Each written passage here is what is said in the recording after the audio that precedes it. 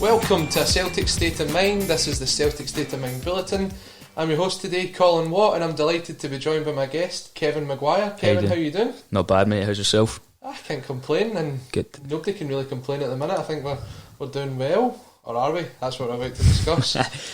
So the topic we've got here as our main talking point is what can Celtic do differently after the international break. And what we'll do today is we'll take a look back to the game from Sunday, the result against Motherwell. We'll take a look back at the season so far, we'll review it, we'll critique it, we'll see what needs to be tweaked, we'll maybe suggest some improvement points for January when the transfer window is actually only 8 or 9 weeks away. It feels as if the last one just closed. I know.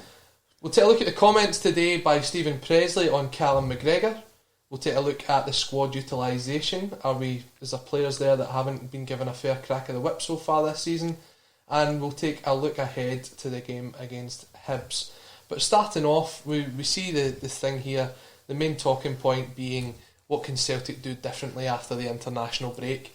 And I just realised the mic was away over there. You're going to have to repeat all that, mate. Hope you can hear me, guys. Let me know. The main talking point being what can we do differently after the international break. I think the 4-1 result kind of came at a bad time. I think you'd want to sort of kick on from there. Yeah. Maybe be playing on the Wednesday or the Thursday, getting the points on the board. We've still got the game in hands to catch up. 9 points behind with 2 games in hand. Kevin, what did you make of the result on Sunday? It was fantastic. I thought, probably like everybody else, when it went to 2-1, we looked a bit leggy in midfield. I don't think we'd kept control at that part of the game when it went to 2-1. But thanks to Mr. El Yunusi popping up with a goal, I think that changed everything again and settled everyone back down. What you were saying about maybe coming at a bad time, I'm not so sure, because you've got to remember the week before we won 2-0 in the Scottish Cup, fantastic result, and then we had a game we thought we were going to kick on against Sparta, that went horribly wrong, so it might be a good time for Lenny to try and sit down and work out what has been going wrong. You know, he can relax maybe 5% now because we won 4-1. It was such a good result at the weekend, and maybe this is the time now where, because the games have been coming so thick and fast, you know, there's really been no time to even reflect on the previous game, and I think that's why it's been so up and down. So great result, taking it in isolation, great performance. I think we performed brilliantly for maybe 70 of the 90 minutes. 20 minutes in the second half we definitely dropped off in the centre midfield area. Motherwell came back into it, but you know, you're looking at a 4-1 win away to Motherwell. Fantastic result. So that's what I think of it. And it's good to hear that the sound's coming through. We're happy there's no technical issues. Or it might be a different host today, but we're trying to keep up the professionalism of the podcast. Where is Paul? Oh, I've been told that. We'll find out hopefully. And if you're watching us on YouTube, give us a like, give us a comment, subscribe. These things are really important to us as we continue to grow the channel here. We're close to 4,500 subscribers, which is incredible. Yeah. Hopefully 5,000 by the end of the year and beyond. The Celtic faithful have been really kind to us over the last few months, so that's brilliant. First comment coming in here of the day from Tosh Bear. Afternoon, fellas. Good news with the Israeli game getting postponed. A bit of a good news for a change. Okay. I think I just read about this before we came on the air. Didn't know that. And it looks as if there's been another outbreak in the Israel camp. So had our players travelled? They had travelled, yeah. It was meant to be a friendly today at 3 o'clock between Israel and Norway. So in Israel? In Israel, yeah. Right, so okay. there'd been quite a few players involved in that. It looks like the game's not going ahead. Do you think the most important thing about the international break is, as you're saying, with a lot of games being played and a lot still to play, quite a few players are now getting the chance to rest and recover and maybe settle themselves into the squad? Yes, but Yeah, I think that's great, but I think the most important thing about an international break right now is trying to stop COVID outbreaks. I think that's the main concern. The likes of Scott Brown, I think this will do him the world of good. I think he's needed a rest. I think maybe could have had a 20-minute rest on Sunday there. So, players like himself, fantastic. Players like David Turnbull might be going away and getting a game with Scotland under 21s. So I think it'll do him the world of good because he's a player that I think might have been deserving of slightly more game time. So I think there's pros and cons, but right now my main concern is just getting these Celtic players back in without any more getting coronavirus or being involved in squads that have had outbreaks. It's the only thing I care about right now. I think it really did affect us during the last international break. And, massively. Some people have highlighted that we look like the Football Insomniac guys, so we just did the Football Insomniac podcast and you can check that out on the State of Mind's YouTube. But what we did speak about on that podcast last week was the need for international football, and for me at the minute I just don't think there is any need for international football. Okay, we're all excited, or most of us are excited for the Scotland game on Thursday night, but I mean there's going to be 2 other games after that. I think they play Slovakia and they play someone else. Just get Israel. Them home. England are playing Ireland in a friendly. They played Wales in a friendly before. This is just completely unnecessary. I just don't understand it. I don't understand the need for international football during a global pandemic. I don't get the purpose of creating a bubble with your club if you're literally just going to mix with players playing in clubs in every country of the world, joining up with your national team. I think it just throws it out the window because it's not as if the players are returning to their clubs then isolating before they come back into the club. They're just straight back in. So I don't see the need for it. Whether it's just alright mate, there he is. Oh my goodness, we've got a run in here. It's a superstar. He's got a new job. Superstar of the show. We've got to keep him grounded. Aye, you know what happens with these guys once they get a couple of shows under their belt. Definitely. Is the international thing down to money? Is it down to UEFA and down to money from sponsors and stuff? Probably. Is that going to be the case though for international friendlies? Because when you look at it, what is the need for an international friendly? The idea of the Nations League was to be no international friendlies. So not only that, we're sending our own players there now. We're sending the players that we've got in our own bubble, which, by all accounts, there's certain discrepancies that have happened throughout the season. We're then sending them away on international duty. They're flying thousands of miles to come back, play 3 games in 6 days, and then come back and play maybe another 3 games in 7 days. It's a lot of football. Don't get me wrong. As fans, it's fantastic because we get to see football on the TV so often, but I just think it's completely unnecessary, and as you say, I hope that we don't have any more outbreaks within the squad. Yeah, and I might be wrong, but judging by the last international break, it doesn't seem like the international teams in the setup are up to the standards of club football, particularly at Celtic. They're not matching Celtic in the coronavirus protocols. We send them away. I know that Celtic certainly weren't happy with Scotland in the way that what happened with Ryan Christie. So I'm unsure whether they can reach the standard of the football clubs across the world. So that's a major concern as well. And up until a few weeks ago when Scotland got themselves into this playoff, I don't think any of us enjoyed international football. That game wasn't even enjoyable. So at the best of times, it's not fun to watch. And I would love to see it scrapped. Celtic, the team that are paying the wages of all these players, we had to play our biggest game of the season at home without a massive number of players, top players, key players, through no fault of their own. And I think that's a major concern, but there's no way around it. Do you get to the point where you just don't release the players? Was there not a team, was it Salzburg, that didn't release their players for the last? I think so. Yeah. So I don't know, but then Celtic have come out and said it's FIFA regulations that they must do it. So I don't know how we can get around that. But apart from the Scotland game tomorrow night, I would love to see it scrapped. Yeah, I absolutely agree with you. Yeah. And obviously we wish Scotland all the best, but just all the players to come back home and be ready for the next game against Hibs. Before we get to the game against Hibs, though, we'll go over the game on Sunday again. you've kind of given us your opinion on that. There was a few talking points that came out that we've spoke about on a Celtic State of Mind over the last few days, including the tackles on Frimpong, which I've not seen anybody yet, even the ex-referees that have looked at it, have said it wasn't a red card, so I don't know how that wasn't given.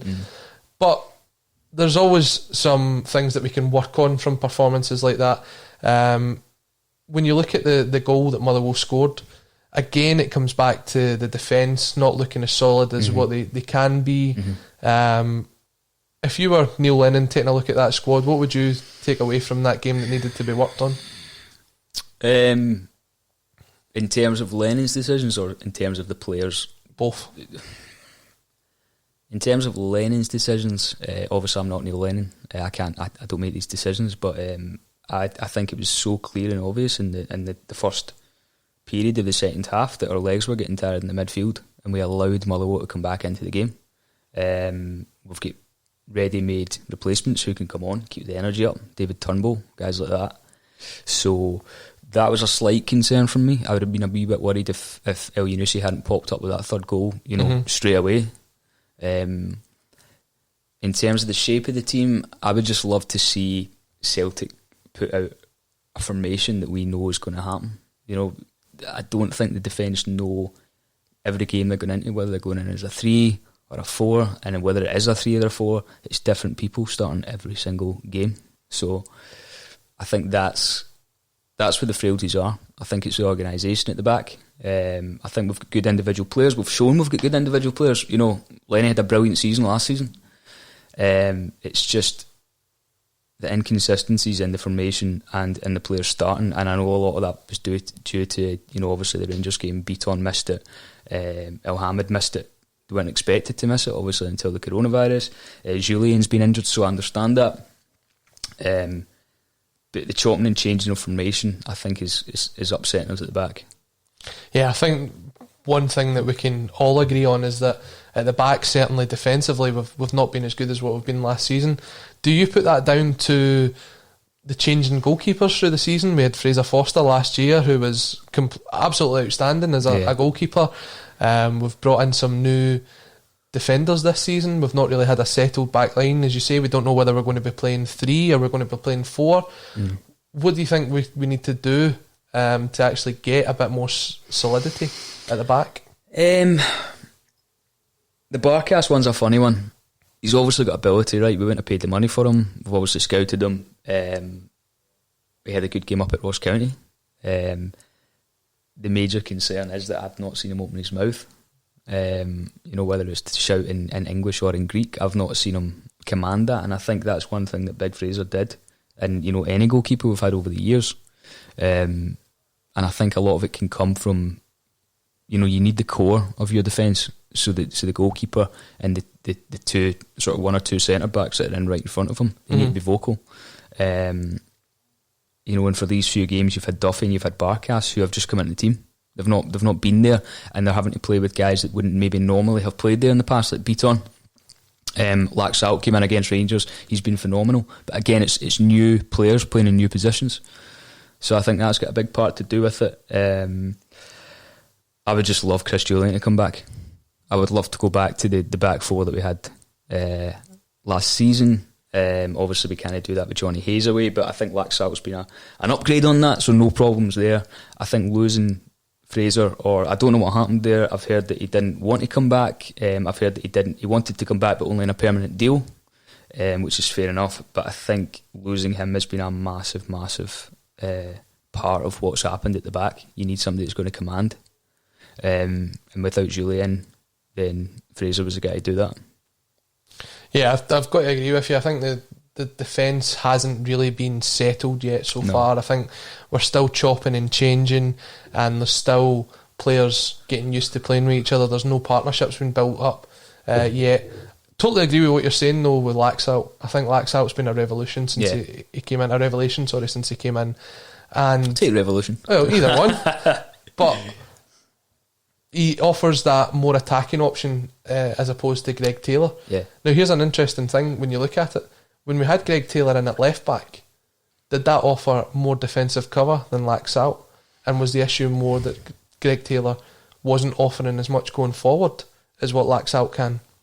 Therefore, where do you get the right balance? Because when we started the season, you would have had Greg Taylor on the left and Jeremy Frimpong on the right, and a lot of the ball would go to Taylor, but you wouldn't get a lot from it. Yeah.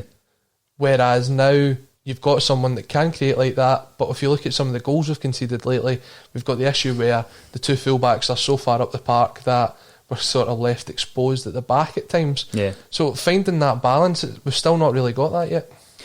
Yes, I mean, I think Laxalt takes you back to the sort of engine that Tierney had and what we've been kind of crying out for. I'm not saying they're the same player at all, but that's what it is. I don't think the defensive frailties have come from Laxalt. I think you look at his performance, winning the ball back away to Lille was absolutely outstanding. He seems to know his position. He can track a runner. I think the problem is maybe when he is up at the park, the rest of the defence don't know each other well enough to know what they're supposed to be doing in terms of positioning. We saw the fourth Sparta goal last week when Frimpong, who was playing right wing at the time, had two guys to mark at the back post, and if you freeze frame it, the rest of the defence are at the bottom right hand side of the bottom right hand side of the screen. You know, the centre backs are nowhere to be seen there. So I don't think that the problems are coming from frailties in the fullbacks. I think even Lennon spoke about it as well. Cal McGregor spoke about it after the game. We need to play as a unit. We need to defend as a unit, and everyone needs to know exactly what they're supposed to be doing. I've got no doubt that the ability in the squad is there to be doing better than we are defensively, even with the players that we've got out. But there seems to be some sort of miscommunication. I don't know. I mean, you saw as soon as Forster came into the team last season, he played him straight at Ibrox. And Julian, I think, had his best game up until then in a Celtic jersey. He was absolutely outstanding. And I don't think that's a coincidence. I think building right from the back and building the unit that way, then you get the stability.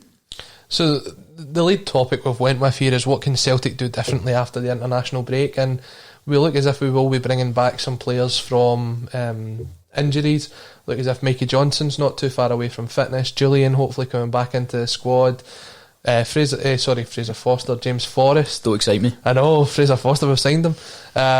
James Forrest still going to be probably the new year by the looks of things before we see him. So when you look at the squad and what we will have available for the Hibs game, considering everybody is fit, who would you go for? What would be your 11? Everybody's fit. Is that Christopher Julian as well? Yes. Do you throw Barkas back in? Well, that's the question. Paul asked me this on Sunday when we did the game, and for me, I think now it's time for Barkas to come back in. I think he's had his time out. He's had the time working with Stevie Woods. He's understanding the game here in Scotland and what it entails. For me, I think it's time for him to come back. And I'm not saying Bain's been terrible. I think he's done fairly well in his time that he's had the jersey. But if you look at overall, you're hoping with the money that you've spent on Barkas that he's a better goalkeeper. Yeah, you'd hope so. So I hope so as well. So maybe Barkas back in. Julian, Ayer, Laxalt. I think that picks for itself if they're all fit. The big one being the right back then. Do you go with Frimpong or do you go with El Hamid?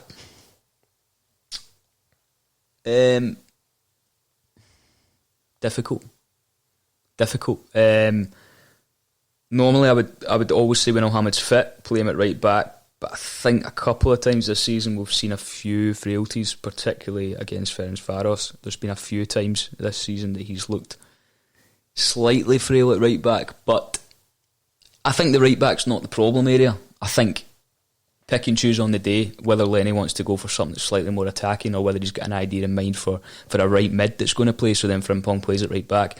I don't think that's a problem, so I'll leave it up to him. So what would you say is Frimpong's best position then, personally? Do you see him as a more attacking option, as a right winger, as a right midfielder, or do you think he can develop into that right wing back role? I think he can certainly develop into the right wing back role. There was a game recently watching the telly at Celtic Park, but that's been every blooming game. I really noticed Frimpong's defensive qualities in getting back. His recovery is amazing. Positionally, I think maybe he's got a wee bit to learn. We know that he's not maybe so suited to the defensive side of the game, but his recovery and his speed to get back and bail people out sometimes. Like, see if you're watching that the goal that Ferenc Varos scored to win the game at Celtic Park, see if that's Frimpong against the guy instead of El Hamid. I think the bottom line from that was just the ball should have been cleared out. Yeah. It should have been out of the park. It should have been Rose-Ed that. Take no risks. And I think sometimes the goals that we've conceded this season have been defenders maybe taking a risk here and there. Yeah. If I think back to the penalty that Kilmarnock got at the start of the season, it was just a case of the ball should have been cleared and not the player shouldn't have been brought down. Aberdeen game management, things like that. Yeah. Is it a confidence thing for the back four, do you think? I think it's a confidence thing, yeah. I think that's all it is. It's a confidence thing. Because when you're confident, you know what everyone's supposed to be doing. You get trust in the guys around about you. I think they can clearly see that's. I'm not saying they don't trust each other, but it comes across like they're not used to each other, which they're not. They're not used to. You know, we've changed goalkeepers already. This close into the season. It's a massive part of it. So we've got the back four. Yeah. We've got the goalkeeper. The midfield seems to be one of the big talking points this season. There's a lot of players who we think maybe should have got more game time so far this season. Guys like Turnbull, which we've spent £3 million on. Ismail Assoro, who we haven't seen a lot of. I think he's looked very good in the very few pre-season games we've seen him in. Guys that were being mentioned on this platform before, like Luca Connell, Ewan Henderson, a lot of guys that really haven't seen a lot of game time. Yeah. So far, the three we've really seen in there, McGregor and Cham, Brown. Yeah. If you're lining up against Hibs, who would you have in your midfield? McGregor, 100%. Do you think the criticism he's had this season's been warranted? McGregor's not been at his best, but he's an absolute class act. He's a winner.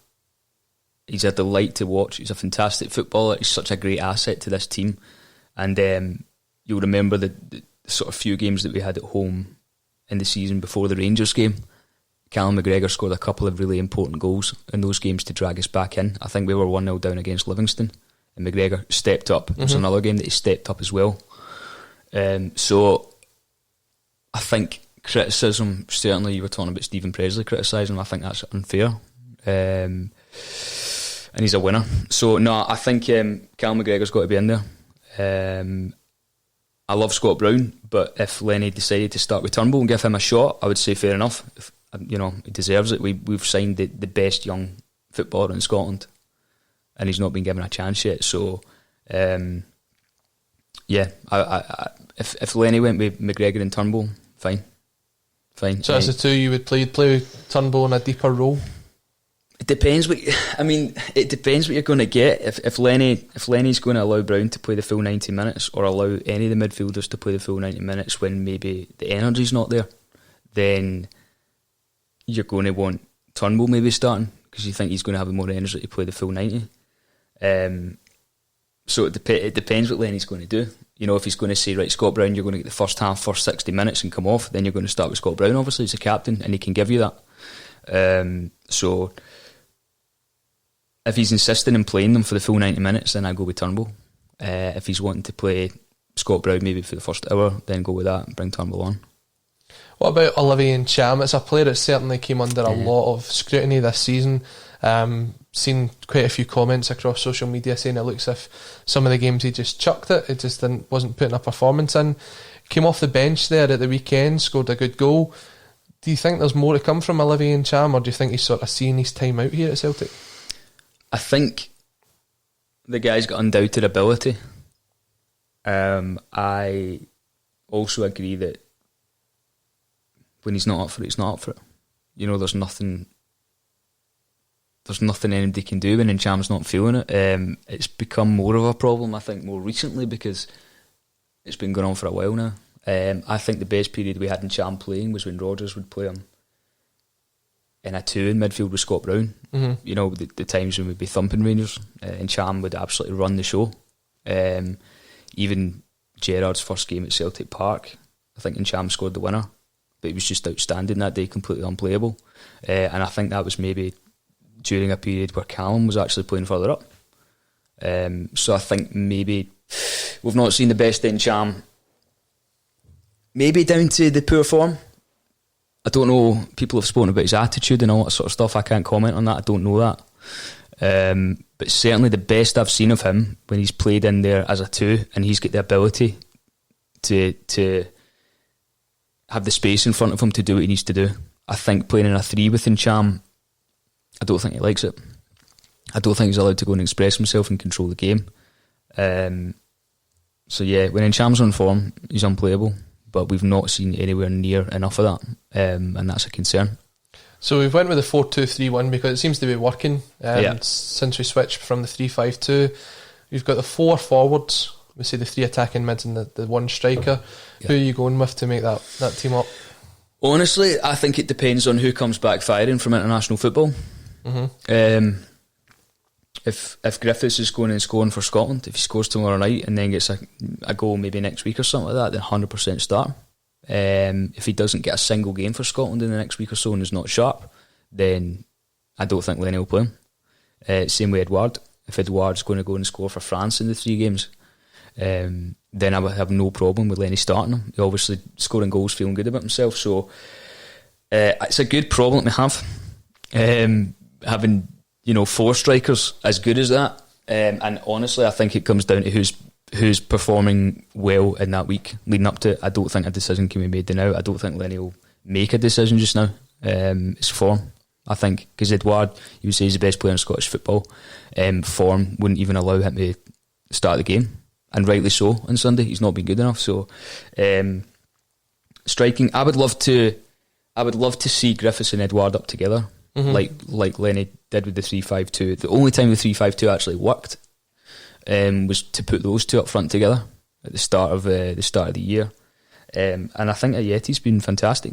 The only sniff that he had of goal on Sunday was when he actually made it for himself with El Yunusi's first goal, but I can't remember him having a decent ball played into him to have a proper crack at it on Sunday. So I think his overall play I'm really happy with. So yeah, but I think El Yunusi's got to start, right? So you're only really going to be able to pick one of them. Mm-hmm. So I think it will just come down to form in the next week in international football. Yeah, I think obviously playing a lot of games in a short period of time. Scotland play 3 games in 6 days. They travel 6,000 miles. It's a lot for players, even though we're talking about these players doing it week in, week out. It's still a lot. It's a lot on the body, and sports science is hopefully developed to the stage where players can cope with that. But again, we're going to be playing a lot of football. We're going to be doing a lot of travelling. We've still got European games to play. We've got the Scottish Cup final from last year. We'll have the League Cup from this year. We've got the league as well. So there's a lot of football to be played. And there'll be a lot of time for you guys watching along to join us on a Celtic State of Mind during these games. We do go live every match day, 30 minutes before, 15 minutes at half time and 30 minutes after, getting your feedback on how you think the game's going to go and how it has went. Usually it's Paul that will be hosting it, and we've got a range of different guests that come in and join them to give their feedback as well, just like you guys are doing right now on social media. And I'm just looking at some of the comments coming through here. Red Scotland brings up the point: Celtic has the 3 best strikers in Scotland. Celtic has the best midfield options in Scotland. Celtic has the best defence in Scotland when on form. This is down to us. We don't need to look elsewhere, basically. I thoroughly agree. If we can pick our best 11 on form, we're the best team in the country. But it's not been happening. So what do you do when you've got the best strikers in Scotland but they're not firing? I think that's got to come from the manager. So then, when you look at that and what Red's saying there, having the best squad, when you're not on form and when you're not firing, you use them right.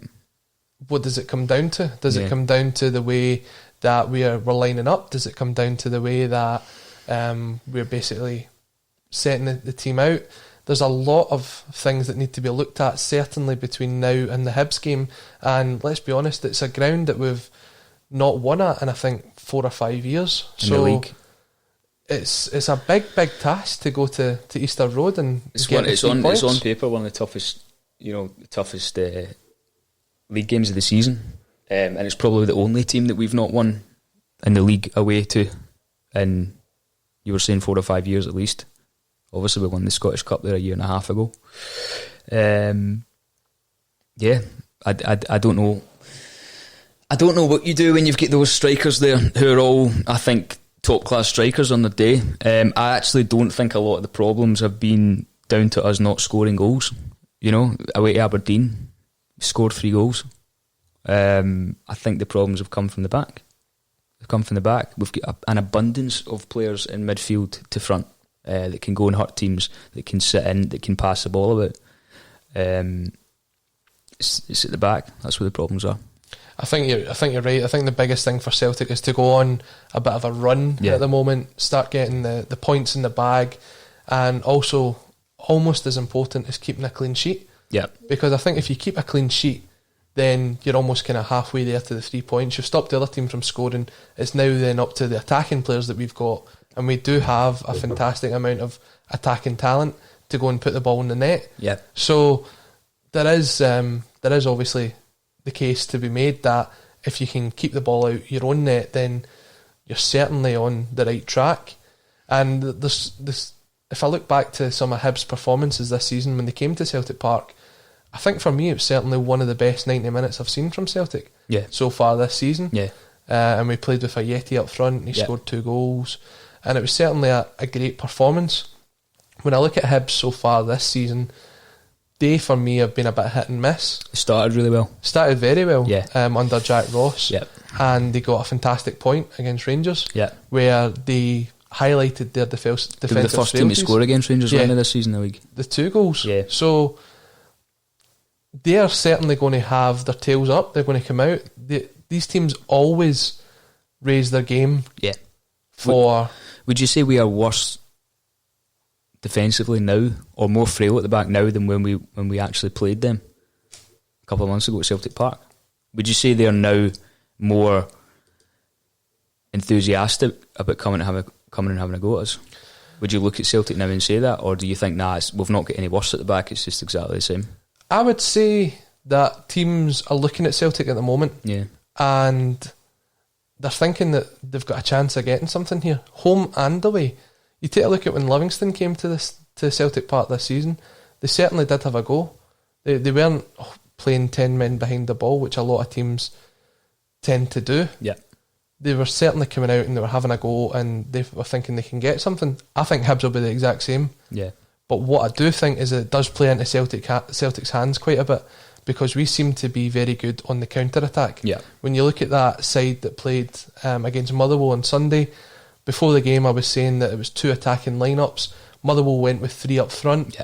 They were certainly there to have a go at Celtic. It suited us. And I think that does suit us. Yeah. So maybe this is a game where we go to Easter Road and we get the points, because we're not trying to break down the 10-men defence that usually comes up against us in the league. Yeah. And I think that might be a good thing for Celtic at the time, but we do have to work on breaking those 10 men down, because as you continue to go on a run, eventually the confidence of sides that come up against you will drop, and in that case they will put the 10 behind the ball. So it's a bit of a catch-22, but I think this game on next Saturday, might be a good thing for us. I think we'll win the game.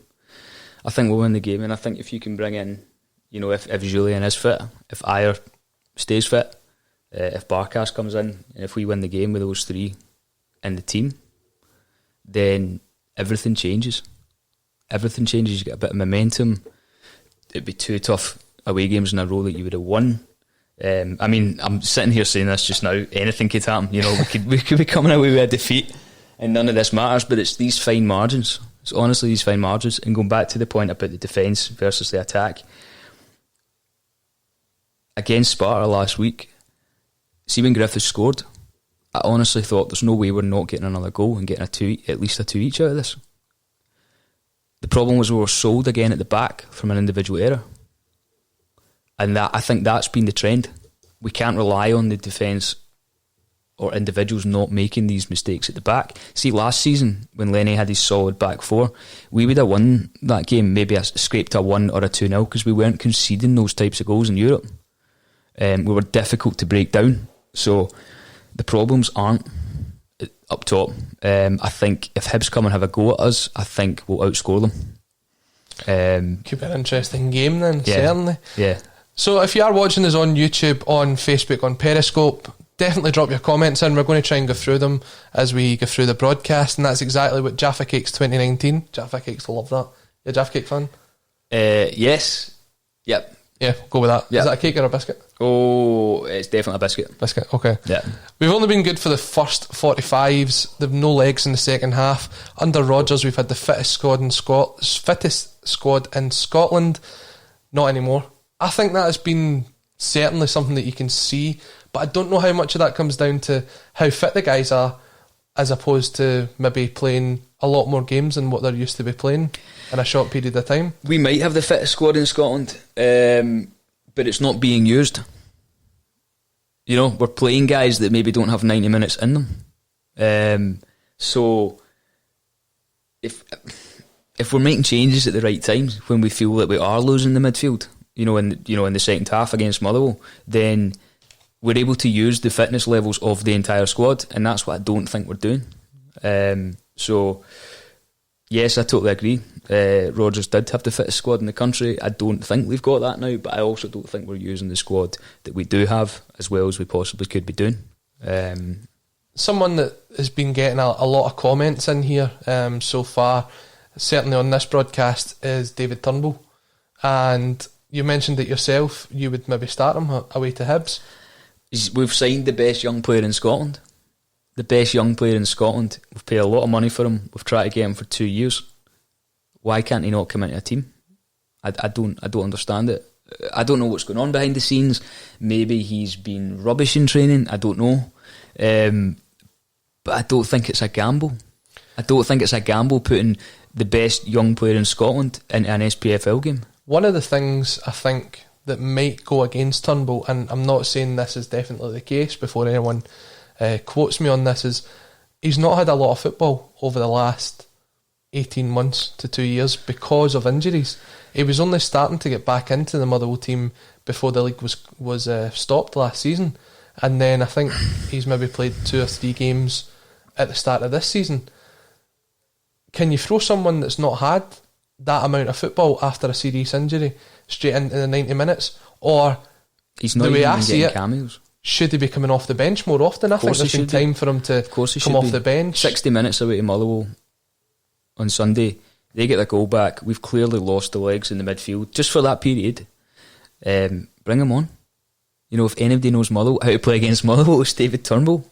Going back to your point about match fitness, can we play somebody that's only played a couple of games?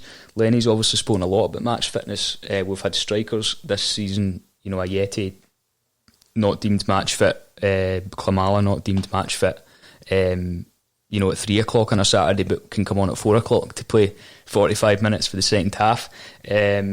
So match fitness is obviously a huge thing with Lenny, but then you look at Laxalt, who hadn't played a single game since summer, comes in and starts against Rangers. So I don't know what match fitness is, because if somebody's been playing matches for Celtic this season, I don't understand how they could be less match fit than somebody who's not played for anybody since the summer. I don't know what that means. So I don't see that David Turnbull isn't good enough to come in and play for half an hour or an hour. You're talking about coming back after a serious injury. He scored for Motherwell this season, is he not? So he's been playing. He's been their star man this season. So, Stephen Robinson obviously thinks he's good enough to come in and play and fit enough to play. And the only way you're going to get match fit is to actually play. Well, the interesting thing is, for me, is what will it take for David Turnbull to get his run in the side? No idea. Will it need to be an injury to Christie, to McGregor, to Brown before Turnbull gets in? And I think when he does come in, because he will come in, there's a lot of games to be played this season, and he will get his chance. I'd say it's about keeping that jersey. Yeah. And he has started 1 game this season, which was away to St Johnstone. Yeah. And certainly for the time that he was on the park, I'm not saying it was his fault himself, but the team didn't look great away to St Johnstone, and only really changed when the subs come on. I think for me, the biggest thing about this season is you can make the 5 subs in a game. When you've got a game like that and you're trying to keep the guys fresh, use them. Yeah, no, definitely. I mean, we're not tacticians. Maybe there's a role that David Turnbull isn't covering right now. You know, if he's going to come in and replace Brown, maybe there's an area of the pitch or a certain part that Brown covers in certain situations that Turnbull doesn't cover. Maybe there's... I mean, we still don't know what Turnbull's position would be in the Celtic team. So... What do you think his best position would be? Probably attacking midfielder, sitting in front of Brown and McGregor, or sitting in front of two players that are playing there. I've not watched a lot of David Turnbull for Motherwell. You know, obviously when he first came to Celtic's attention, it was towards the end of not that season there, but the season before, and then the rumours started. So I hadn't actually watched a lot of them that season. I know he'd done fantastically well for them. So I'm assuming his best position is going to be attacking midfield in a central role. You know, if somebody's out there that can correct me, but he's never going to get match fit if we're not going to give him a chance. He's obviously got ability. So yeah, I agree with you. I think he's a more attacking minded midfielder. He certainly scored a lot of goals in his time at Motherwell, and there's a fantastic documentary about him and his recovery on Motherwell's YouTube channel. I highly recommend a lot of people go and check that one out. Now, David Bradley brings up a point here, and I'm not necessarily saying I agree with him here, but it is something that is in the papers today, and it came from an ex-Celtic player, Stephen Presley, who has came out and says that he reckons Callum McGregor shouldn't play for Scotland on Thursday night. His reasons being that although he is a fan of Callum McGregor, he doesn't think that he has the ability to defend and to counter with speed, and he hasn't shown that this season. Now, so far this season, I've seen Callum McGregor play attacking midfield. I've seen him play counter with speed. You want to watch him against? Who was it we played at Celtic Park? Was it what was the goal James scored when Callum McGregor took the ball from his own half and ran? It was a home game. Was it either Motherwell or Livingston? One of the two. It wasn't Livingston. It would have been Motherwell at home. And McGregor's one of the best footballers in the country at counter-attacking with speed and running with the ball. So I don't know where that's coming from. So he's come out and said that he wouldn't play him. He thinks there's other people in the Scotland squad that would be ahead of him on current form. And I don't really know. I mean, where is he coming from with that? I don't know. I mean, Cal McGregor's probably get more trophies than, you know, take the Celtic players out of that Scotland squad, and Cal McGregor's probably get more trophies than the rest of them combined. So we need to win the game tomorrow night, and Cal McGregor's a winner.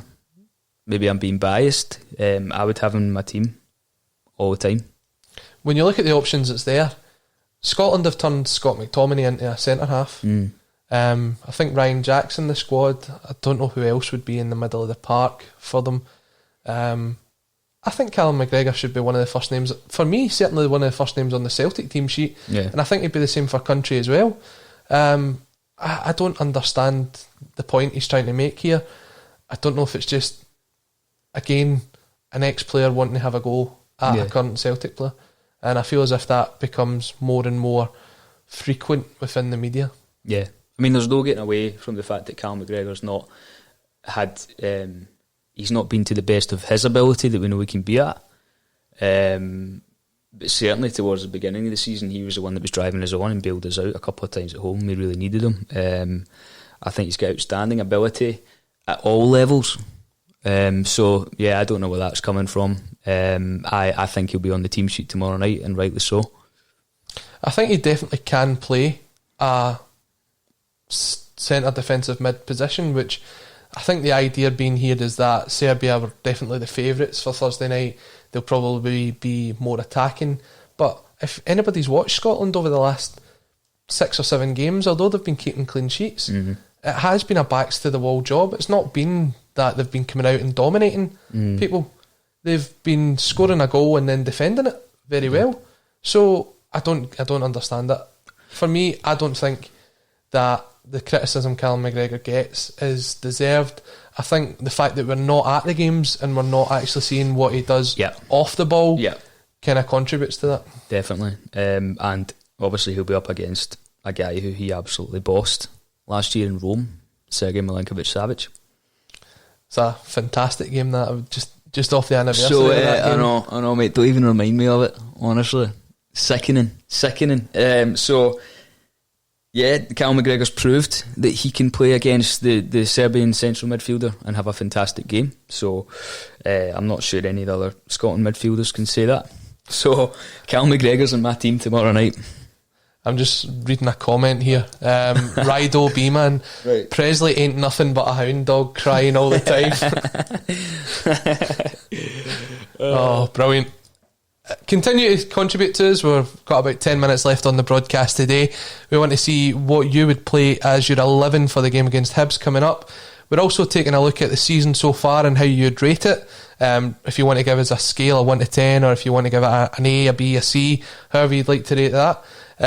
But we've got one more topic I want to discuss, which is Andrew Goodman, the left back that we signed. Oh my goodness, yep. I know, what a throwback that is. He signed, was it about 18 months ago now, in the January window? Yeah, it was with Manny Perez. Manny Perez, yeah. And from since then, basically, he's been back in America. It seems to be that we might be having visa issues getting the guys into Scotland to play. He's certainly been playing very well for FC Cincinnati in the MLS. There's quite a few ex-Celts that are over there playing well at the moment.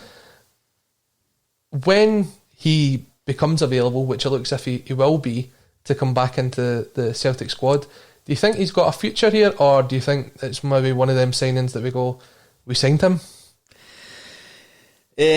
First of all, you've really surprised me today coming on here talking about Andrew Goodman. I wasn't expecting that. Yeah, do you know what? I don't know.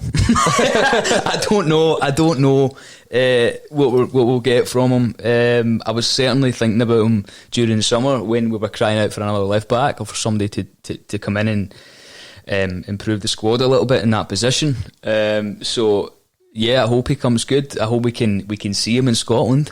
And you know, on Goodman, that's all I can say. I don't know. I think it's bizarre that we've not seen him yet. I don't know what the issue is. I don't know why he was signed and then the visa couldn't be approved. I don't know what happened. Like, what happened there? When he moved back out to the MLS, he signed a new contract before he left, which meant that he basically was like, I think he's got 2.5 years left now when he comes back in January. Right, so it was a 4-year deal. Yeah, something like that. So he's then coming back in. Would he be behind Greg Taylor and Diego Laxalt, or don't know? No. I've not seen him. I don't know. I've not seen him. Do you know what? I've watched a few on YouTube, and he's very good going forward. He's actually scored a few goals. I don't know. That's going to be down to Lenny or whoever the manager is at the time when he comes in. I would like to think he's going to be an asset, or we wouldn't have, pushed the boat out to go and sign him. But in terms of, if he's better than what we've got, I need to hold my hands up and say that I've not seen enough of him to make that decision. Same with the boy Manny Perez. Yeah, I think Perez has probably got less chance of making it through at Celtic as Goodman has. I think Goodman's certainly played a few pre-season games for us as well when we've been over in Europe. Yeah. So it's an interesting one. I think it offers another dynamic to the squad if he's able to come in. We've not seen a lot of him, but someone that you'd probably want to see in and around the squad. I always think that the squad should have 3 players that can play in each position. Yep. And at the moment, when you're looking at left back, if you had an injury to Lassalt or to Taylor, then I think we're pretty weak in that position. Yeah. No, it's very, very true. Going back to what you were saying about positions, I would love to see big Chris Iyer getting a game in midfield just for a game, just to see how it would go. There's a few comments actually saying they think he would play well as a defensive midfielder. Well, that's what he was. That's what he came through as in Norway. I think he'd be outstanding in there. I'd love to see it. I don't know why I've just fired that back at you after firing Goodman at me. But yeah, no, you're totally right. We need cover at left back. We've certainly got enough cover at right back when everybody's fit. Centre backs, when everybody's fit, I think we've just about got enough cover in there. I know we let Big Yozo go. I'm not sure whether who we brought in is an upgrade on that, even if Yozo's injuries held him back for a few seasons. And obviously if Laxalt, we're not keeping him. Might not keep him. Are we? Well, fingers crossed, but I think we need to do whatever we can to keep him. Yeah, I actually don't think Taylor's that bad either. I think Greg Taylor's a good player. Maybe he's not the problem is nowadays that you need the engine. You need the engine going forward. You need to be rapid. You need to have the strength. You need to get crosses into the box. And maybe that's not Taylor's game. Well, Bromsgrove Boy agrees with you on Periscope. He's saying he's not a Greg Taylor fan at all, but his contribution stats are excellent. So maybe there's a lot to be said about that. Yeah. Certainly when you look at it, the main talking point today is what can Celtic do differently after the international break. It then comes down to a point that's been made in the comments. Is it make or break, this Hibs game, for our season? Do you think if we lose this game against Hibs, then we're certainly on the back foot? It's unthinkable. Honestly, mate, it's unthinkable that we lose this game. 12 points behind, 2 games in hand. Well, you were assuming that Rangers would then beat Aberdeen, because they play after us on the Sunday. It's unthinkable not to win that game of Hibs. It really is unthinkable not to win it. I think we will win it. I don't know, because the problem is right now I don't see these defeats. These defeats wouldn't be a one-off. You know, it's not like bad performances would be a one-off in previous seasons where you've got the crowd behind you, you've got the momentum going. You know, you've got guys that are busting a gut to play week in, week out and look completely on form. That would be the biggest concern instead of if we were to get beat instead of that result in isolation. Where it would turn round from there, I don't know. I really don't know. It's unthinkable to get beat. In your own opinion, going up to the Hibs game, are you feeling confident? Do you think that we can get the points? Can we get the points? Yes. Am I confident? No. But do I believe we have the ability to go and get 3 points there? Of course. Of course. If we turn up, we'll get the 3 points. If we can cut out the stupid mistakes at the back, we'll get 3 points. And said it 10 times already, not getting the 3 points, I can't even think about that. I can't think about that, going further behind, and then we obviously lose the game in December again because of the Scottish Cup final. Mm-hmm. So that'd be another game in hand. We'd have to make the points up, so by the time we go to Ibrox, we could be 15, points behind, or, it could swing the other way. It could completely swing the other way. So Lenny's got to get the team right. We need a bit of stability at the back. I think if we can do that, I think the forward players will turn up. I think getting Tom Rogic back to form is massive. And mate, every game of football, it changes every single week. It can go from a complete low to a complete high. We get a good result against Hibs, another team slips up, then you're thinking, right, this is us now, we've got it. So I don't know. We did ask for your points on social media, and we've certainly had a lot of comments coming through. We are going through them, and we'll try and get back to as many as possible in the few minutes that we have left on the broadcast. We did ask for a rating for the season so far. This kind of summarises a lot of the comments that's been coming in. Season so far has been poor, 6 out of 10. Now, in poor 6 out of 10, it shows the standard that Celtic are setting for themselves, certainly over the years. And like, if it was a 6 out of 10 for a lot of other teams, they'd be very happy with that. But as Celtic, we've set the standard so high that anything less than a 10, especially this season as we go for 10, then it is a bit of it's a disappointment for fans, certainly. Are we taking last season's Scottish Cup into this season's rating? Go for it. Yeah? Yeah.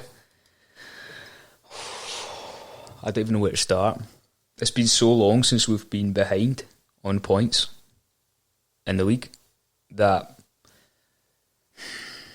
it's difficult to rate the season so far and not think about how we're playing and what it could turn into either way. So based on I can't give you a rating, mate. Based on games so far, I think European games at home have been very poor. Mm-hmm. I think that there's no disgrace in saying that. Comparing that to last season, European games at home is just night and day, apart from Copenhagen. So, I mean, you want to compare last season's to this season's European games at home, you're looking at 1 and 10, just the European games at home. But league form, it's not been great. It's so inconsistent, isn't it? It's not been great. we won the first Celtic Rangers game of the league last season.